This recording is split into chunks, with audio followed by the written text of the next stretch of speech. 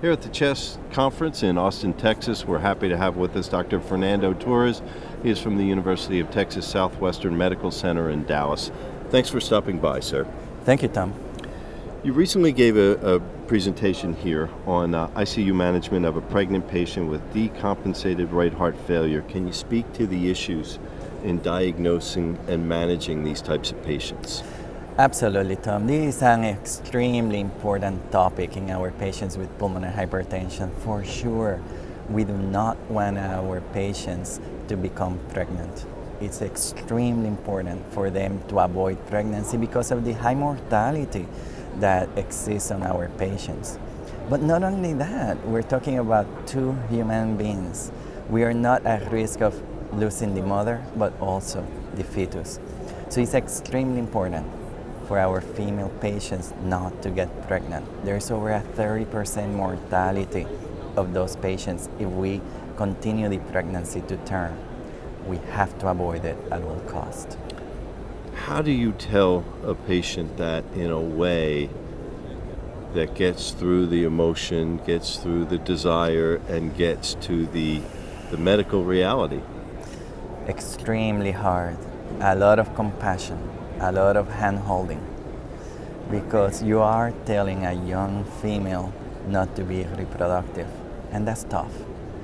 But at the same time, we have to remind them that how fair it is to bring to life a child without a mother, because you have over a 60% mortality chance if you carry that pregnancy to term, and suddenly you have a baby without a mom. So it's tough decisions, but we have to be strong. We have to advise our patients not to get pregnant. There are limitations on the classes of medications that can be used to manage the pregnant patient with PAH. How do you navigate through this?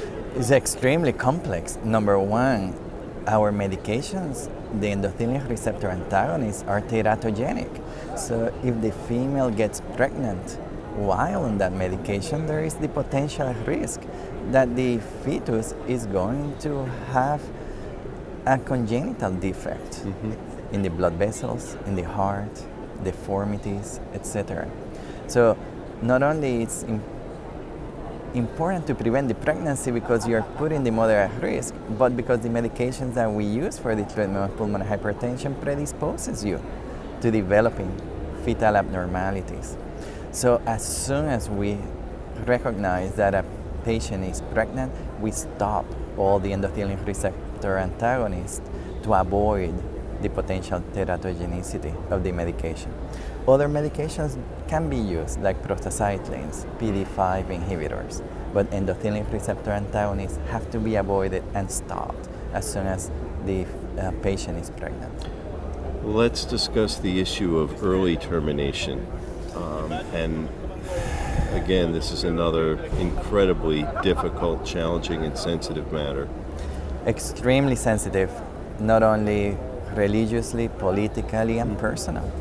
You're asking a patient to terminate a pregnancy, but at the same time, the risk of carrying that pregnancy to term is so high that, yes, can we get some of these patients through the pregnancy?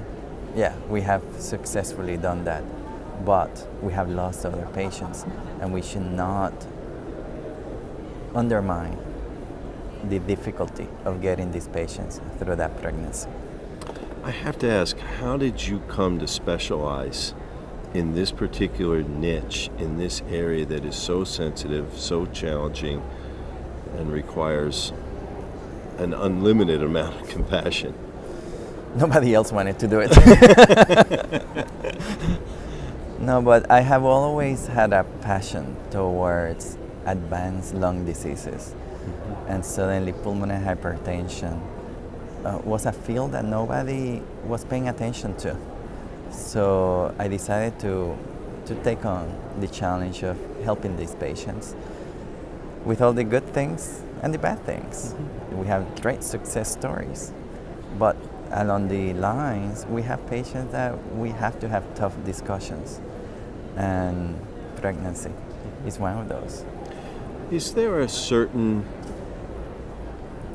nugget, golden nugget, if you will, that you could share with your colleagues that you have learned is invaluable in treating a pregnant patient with PAH? A lot of praying. A lot of praying. A lot of the things that we do is just supportive care, supporting the mother, getting her through all these tough times.